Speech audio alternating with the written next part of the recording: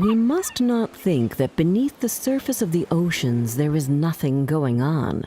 No, for indeed the finest flowers grow there, and fish glide between them. Standing in the deepest spot of all is the Sea King's castle. Its roof is covered with shells which open and close as water flows over them. In each shell there lies a glittering pearl which is fit for a queen. The Sea King looked after his children alone, and his mother kept house for him. She was a wise woman and a very caring grandmother to the 6 little sea princesses. They were all lovely, but the youngest was the prettiest of them all. Her skin was soft and delicate, and her eyes were as blue as the sea. But, just like all the others, she had no feet, and her body ended in a fish's tail. She was quiet and thoughtful, very different from her sisters. While they got excited about the wonderful things which they found in shipwrecks, she cared only about her pretty red flowers and a beautiful white marble statue of a handsome boy which had once fallen to the bottom of the sea. She made her grandmother tell her all she knew of the world above the ocean, and nothing made her happier than to hear these stories. "When you turn 15, said her grandmother, you will be allowed to swim up out of the sea, sit on the rocks in the moonlight and watch the ships sailing by, and then you will see all I am telling you about. You're all a year apart in age, so you will have to wait 5 years for your turn to come." Sadly, she was the one who longed the most for her turn to come, and yet she had the longest to wait. Time passed, and the eldest turned 15. She promised to tell her sisters what she saw on her first visit, and what she thought the most beautiful. When she came back, she said she had seen hundreds of beautiful things, but the most beautiful was to lie in the moonlight, in the quiet sea near the coast, and to gaze on a large town nearby, to listen to the sounds of music and the voices of human beings. A year later, the second sister was allowed to rise to the surface of the water and to swim about where she wished. She rose just at sunset, and this, she said, was the most beautiful sight of all. The whole sky looked like gold with violet and rose-colored clouds spread on it, and it all reflected in the water. The third sister was the bravest of them all, and when the time came, she swam up a broad river. On the banks, she saw green hills covered with beautiful vines and forests with palaces and castles sitting in them. Little human children were playing in the water, and she wanted to play with them, but they got scared and ran away. She said she would never forget the beautiful forest, the vines, and the children who could swim in the water, even though they didn't have fishtails. The fourth sister was more fearful. She didn't approach the shore, but stayed in the sea. The sky above looked like it was made of glass, she said, and this was the most beautiful thing. The fifth sister's birthday was in the winter, so when her turn came, she saw what the others had not seen. The sea looked green, and large ice blocks were floating about like pearls. She didn't know that they were called icebergs. Each had a unique shape, she said, and glittered like diamonds. She didn't know why people were afraid of them and steered away while she floated calmly on one of them. At last the youngest princess reached her 15th year, and she rose to the surface of the water. The sun had just set as she raised her head above the waves. The sea was calm, and the air was mild and fresh, but there were clouds glowing with purple and gold. Through the glimmering twilight, the evening star shimmered in all its beauty. A large ship was anchored nearby. The little mermaid swam towards the cabin windows, and as the waves lifted her up, she glanced through the windows and could see a number of well-dressed people inside. The most beautiful of all was a young prince, with big dark eyes. It was his birthday, and that was the reason for the joyful celebration. When the prince appeared on deck, the sailors lit 100 rockets into the air, making the night as bright as day. They scared the little mermaid so much that she dived underwater, but soon she resurfaced, and then it seemed as if all the stars in the sky were falling around her. She had never seen fireworks before. It was late, but the ship sailed on, and the little mermaid swam along because she couldn't take her eyes off the prince. But soon the waves became as high as mountains, and the ship groaned and creaked. To the little mermaid this seemed good fun, but to the sailors it was no fun at all. Soon the waves broke over the ship, and water burst onto the deck. The little mermaid now understood that this was a dangerous situation, and remembered that human beings are not as good swimmers as merpeople. It was pitch black, and she couldn't see anything, but then lightning struck and she was able to scan the deck. She couldn't see the prince anywhere, so she swam to find him, forgetting that the beams and the planks could hurt her too. She dived a few times before she found him. Her eyes were closed and his breathing was very weak. If it wasn't for the little mermaid, the prince would have died. She held his head above the water and let the waves drift them to the shore. In the morning, the storm died down, and when the little mermaid opened her eyes, she saw that she was lying on fine white sand, and the prince was right next to her shoulder. She lifted his head higher than his body and kissed him on the forehead. His breathing was steady, and she longed for him to open his eyes and fall in love with her instantly. When the bells began to ring in the great white building nearby, a number of girls came out into the garden. The little mermaid hid herself behind tall rocks in the water and waited to see whether they would find the prince. After a little while, one of the girls noticed him. At first, she seemed afraid, but then she called the rest for help. The mermaid watched the prince from a distance. He regained consciousness and smiled at everyone with his charming smile. But he did not know that she was the one who had saved him, and so he didn't smile at her. This made the little mermaid feel so miserable that she dived gloomily and returned to her father's palace. Her sisters met her joyfully and asked her what had taken her so long, but she didn't answer. She had always been quiet, and now she was even more so. She would often swim up to the place where she had left the prince, but she never once saw him. Her only comfort was the beautiful statue, which looked like him. At last, she couldn't keep the secret any longer, and she told one of her sisters all about it. When you tell someone a secret, it doesn't stay secret for very long, and soon all the other sisters knew.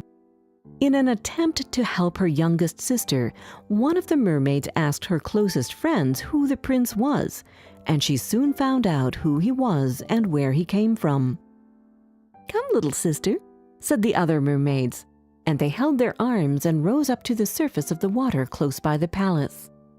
Now that she knew where the prince lived, she would sit at the shore and would watch him. He also seemed to be quite lonely.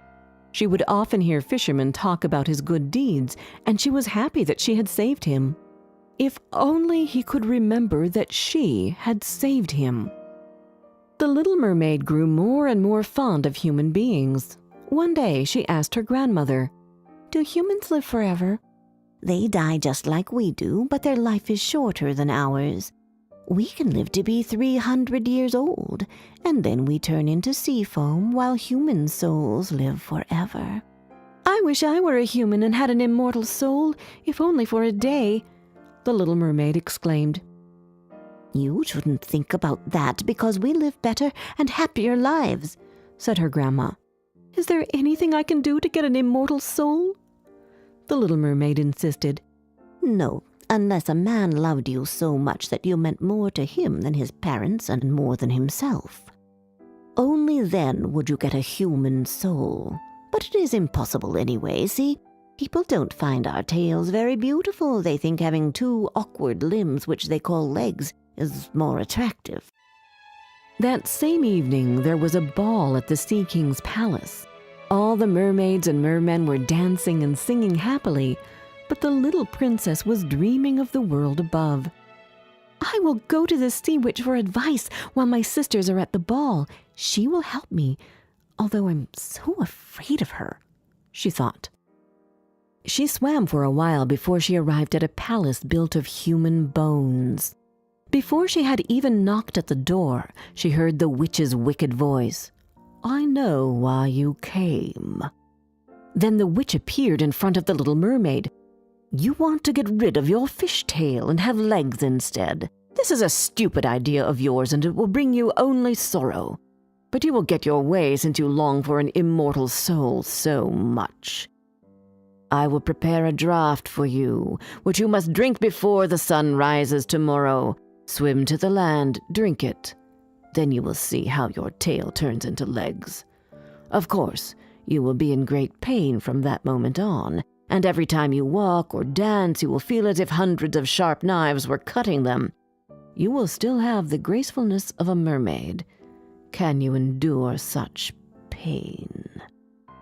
"Yes, I can," said the little princess, but her voice was trembling. "There is more. You should know that once your fish's tail turns into legs, you will no longer be able to get it back. Nor can you return to your father's castle. You must win the prince's love, and you should get married, so that you can get an immortal soul. If he marries someone else, your heart will break, and you will turn into foam. Are you sure you want this destiny?" the witch asked again. "Yes, I do," answered the little mermaid, pale as the grave. "That's not all. You must pay me for this, and the price is high. I want your voice, as it is the sweetest voice in the Sea Kingdom. The prince will not hear your beautiful songs because I will have to cut your tongue." The evil woman continued. "But what is left for me?" said the little mermaid. "You have your beautiful body, graceful walk, lovely hair, and face.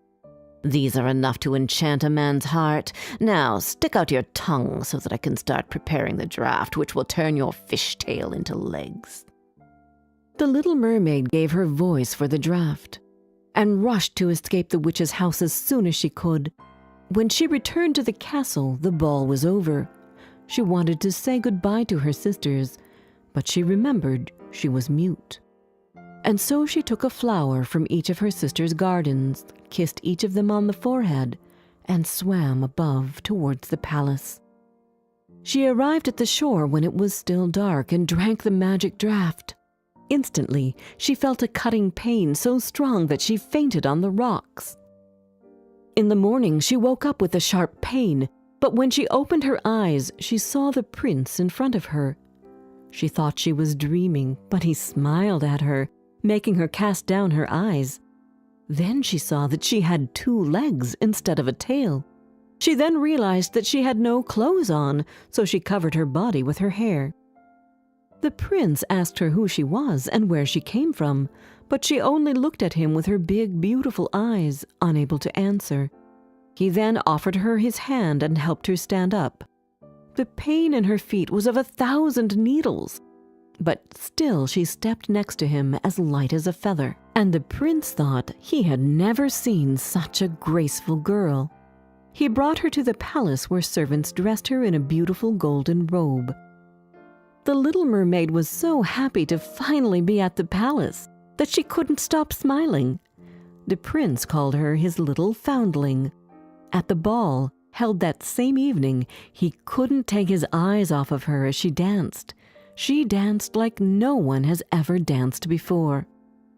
The days passed, and the prince loved her more and more each day. But he loved her as a child. "You remind me of the girl who once saved my life when I was drowning. I haven't found her yet, but I remember she found me on the shore and saved my life. You remind me so much of her, and you are devoted to me just like her. I am so thankful for you, and we will never separate, my dearest foundling." He doesn't remember it was me who saved him, and he thinks it was the pretty girl who found him on the ground who saved him," thought the little mermaid and sighed.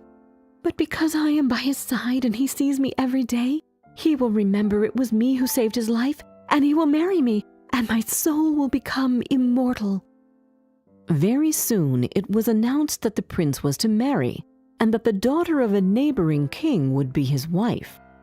This news saddened her very much, but the prince calmed her when he told her, "I will go and see the princess as my parents wish, but I will not bring her home. I can only marry the girl who saved me that you look so much like."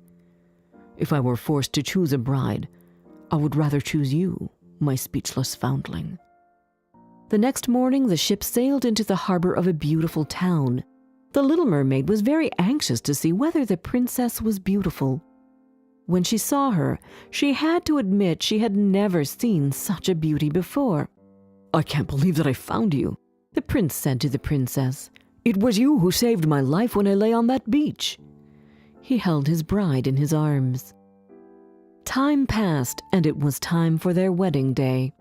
"Oh, I am so happy that my dreams have come true, and you can be here on my wedding day, my foundling," he said to the little mermaid as they were walking down the church aisle.